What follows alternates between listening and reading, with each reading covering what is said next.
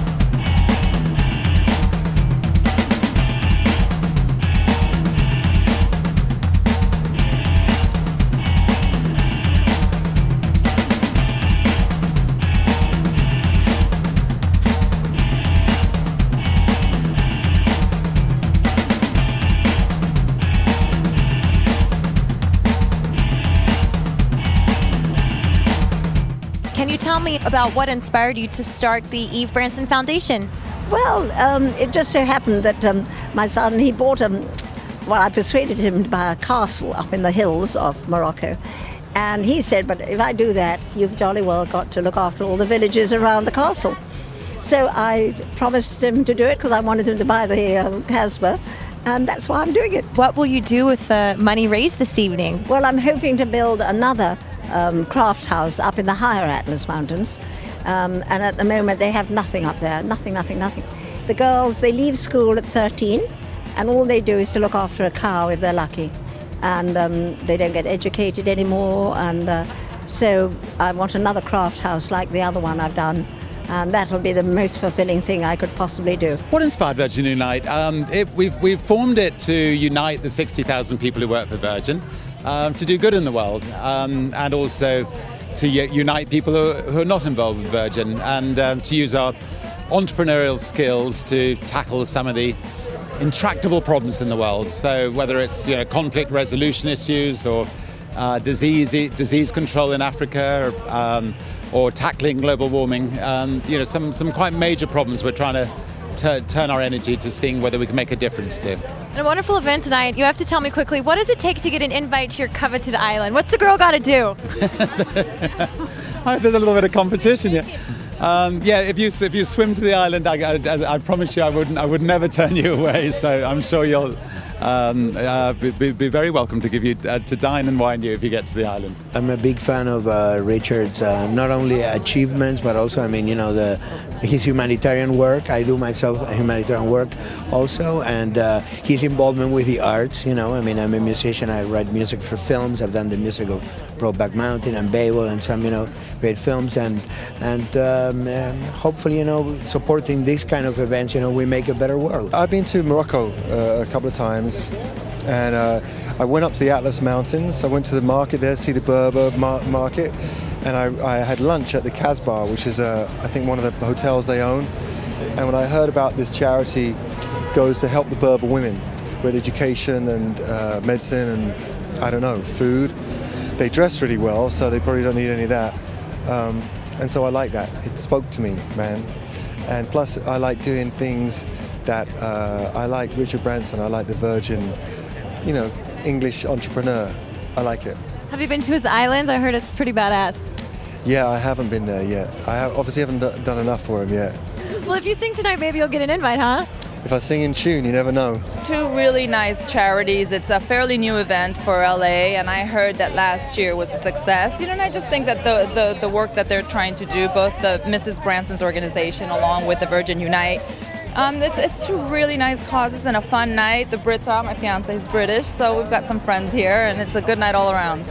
And he's a musician. You obviously love music. There are two great performances tonight as well. Anything you have your eyes on to bid or anything like that? You know, yes, I have my eye on that Necker Island, which you know I'm going to hit Richard Branson up for.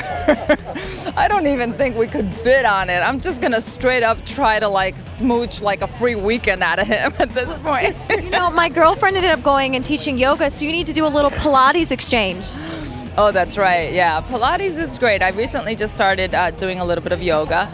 And, you know, I just think the older you get, the more you need to add to your routine. And I know Pilates is something I'm always going to be doing. I'm a huge fan of it. Congratulations on Eastwick. Thank you very much. Thank you. And I'm still mourning the loss of your previous ABC show, though. Can we just talk a second about those fabulous clothes you got to wear every day? What was it like? I mean, it's a dream. I would never have been able to have that kind of wardrobe had I never been on that show. It was a lot of strange pressure, though, to be someone who could carry that sort of fashion off, but it was wildly fun. Now, give me a comparison between the two shows, what it's like working on them. A Lipstick Jungle was a show about, you know, city girls, and it was, although the fantasy was that they were extremely successful, and, you know, I played like a Holly Golightly character. I mean, there is fantasy to that. It was grounded in the real world, New York City, and Eastwick, I play a witch, you know, and I'm getting tossed into coffins, and, you know, I've got superpowers. It's a different genre, and I play a completely different girl. I'm a nerdy, awkward, just mess of a girl, so it's fun. I'm here just, you know, to have a good time, and obviously if I can support a great cause and lend my name, why not? And probably nice to get away from the hills. How are you enjoying being on the hills? Exactly, yeah, it's a little break from all the drama. It's been a lot of fun. I mean, I'm really having a good time, and you know, half the crew I worked with on Laguna Beach, so it's very comfortable, and it's just been a lot of fun. I'm really enjoying it. And always drama-filled, salary, everything. How do you handle the drama? How do you keep a sane head throughout your day? I mean, I personally have other friends and you know, a personal life that I don't put on the hills for that exact reason, because I think that you would go crazy. I don't know, you just have to surround yourself with good people, and your family is, I mean, my family is very important to me, and going home to Laguna and seeing my dad and stuff helps a lot.